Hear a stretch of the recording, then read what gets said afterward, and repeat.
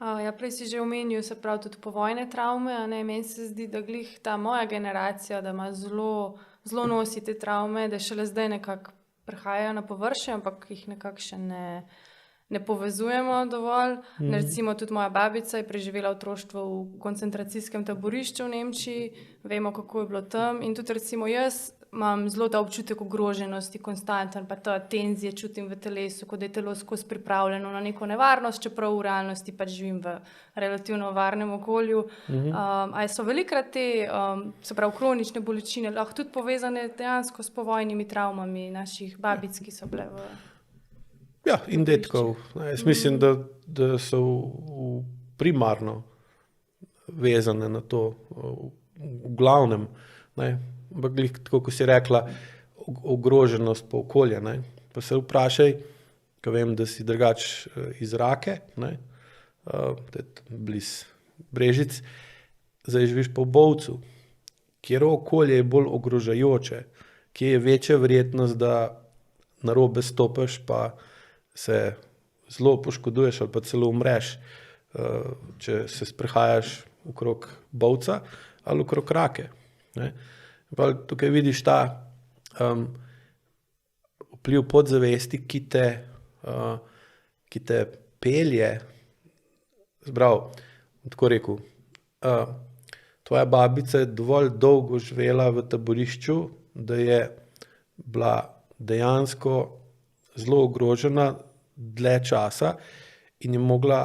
razviti zavestne vzorce vedenja, ki so zmanjšali verjetnost, da bo umrla v taborišču. In potem, ker so se te vzorci pokazali za učinkovite, za preživetje, jih je seveda iz zavestnega dela možganov postopoma prestavila v podzavest in jih je avtomatizirala. Ko je bilo taborišča konc, ni glih prišla v Indijo, Kormandijo, ampak je mogla se ta ogroženost nadaljevala tudi v Sloveniji. Pa ne samo en mesec, ampak kar tam po moje do 1960 ali pa še malo čez. To pomeni, da imamo tukaj obdobje dolgo 20 let, kjer so bili v bistvu upravičeno in objektivno ogroženi ljudje. Torej so te sisteme, ki so jih začeli razvijati, vedenja, vzorce, pogojne odzive, ki so jih začeli zavestno razvijati v koncentracijskem taborišču, ker to je bilo za njih nekaj novega. Oni niso imeli, te ljudje, ki so bili v taborišču, oni niso imeli že v podzavesti vzorce, kako živeti v taborišču, ker njihovi predniki ali pa oni niso bili že pred tem v taborišču. In pa seveda je ona v svojo podzavest ustavila te vzorce, ki so jih pomagali preživeti v objektivni in realni ogroženosti. Potem pa seveda tudi, ko se ta ogroženost skozi trdo delo pa odrekanje, so ga počasi pol zmanjšali, pa so začeli živeti v manj ogrožajočem okolju, podzavest ne moreš ti, ker se ne spremeni sama od sebe. Oziroma, spremeni se sama od sebe, ampak rabi zelo dolg časa. Ampak je veliko večja verjetnost, da boš ti na osnovi teh podzavestnih vzorcev, ki si jih ali sam razvil ali pa pridobil od svojih prednikov ali pa iz okolja, se vedel tudi, ko nisi več ogrožen, kot da si ogrožen. In potem boš skozi vpliv podzavesti na tvojo zavest šel v tako vedenje, da bo sam sebi povečeval ogroženost, čeprav ti tega ni treba, ker ti na podzavestnem nivoju manjka tega občutka biti ogrožen in se pa preseliš v tako okolje, kjer sam recimo razlika je, če si v Bovcu, da ti lahko zbiraš, ali hočeš biti ogrožena ali pa vznemirjena, ker greš v nekam, ker po zajli hodiš gor ali pa hodiš po neki ozki poti dol, pa 50 metrov globok prepad, ker recimo v Raki tega nimaš, ne. Ali pa imaš en kup, ali pa greš v Sočo na rafting, ali pa canyoning, ali pa na bungee jumping, ali pa ta zipline, ali pa se z gorskim kolesom šibaš po... Ne, ampak tukaj ti se odločaš, da se boš ogrožal, ker je itak, tudi more biti del življenja, ker tveganje, samo vprašanje je spet koliko. Ali greš pretirano, ogroženost in se pa vprašaš, okay, zakaj ta človek je odvisen od tega, da je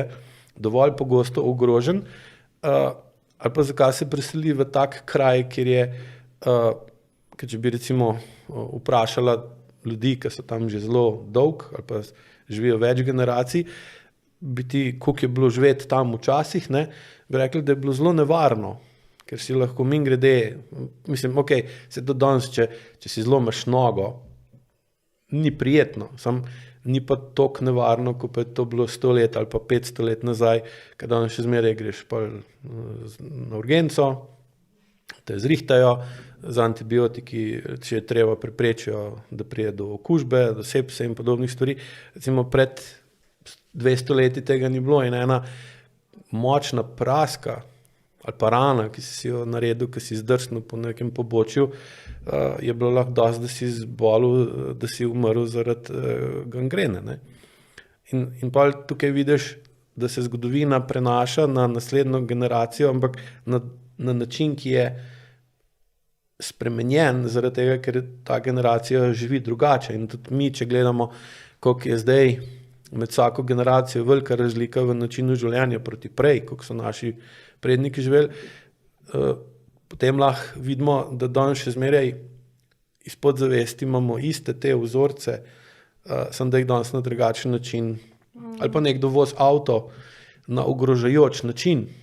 on tem reče, da je to za njega fino ali pa da je to za njega vznemirljivo, ampak pa vprašal, ki čak, zakaj po cesti voziš, kot da je dirkališče? Ja, tak sem. In pa se vprašaš, ok, odkje prihaja v njegovo glavo, v njegovo zavest potreba, da se vede neracionalno in da nepotrebno tvega, zaradi tega, da dobi na koncu v bistvu nič ne dobi, ampak lahko celo izgubi življenje na podoben način, ker mogoče njegov dedek izgubil pa življenje, ker je tvegal v boju proti nasprotniku. In pa dostikrat tudi, ko grem pri individualnem delu, ali tudi na programih malo bolj globok, se hitro najdejo te povezave, ki pa spet vidiš, da ni nič slučajno. Samo vprašanje je, če se upaš pogledati, ker problem je ta, tako kot sem prej rekel, ne, rešitev za težave najdeš tam, kjer ti je najbolj groza iti. In to so ponovadi te travme, sploh vojna, kot se imamo zdaj v Ukrajini, tak primer, ki bo spet pustila na ljudeh ogromen travm, ki jih bojo pa naslednje generacije ali rešvale, ker je malo verjetno, ali jih bojo pa samo še povečvale in pa to vidiš v alkoholizmu, v nasilju v družini, v odnosu do otrok, kjer se otroka drugače tretira. In kup stvari se pa ta vpliv vojne, tako kot si rekla, seveda je izjemno velik in negativno vpliva na kronične težave, ki jih imajo ljudje.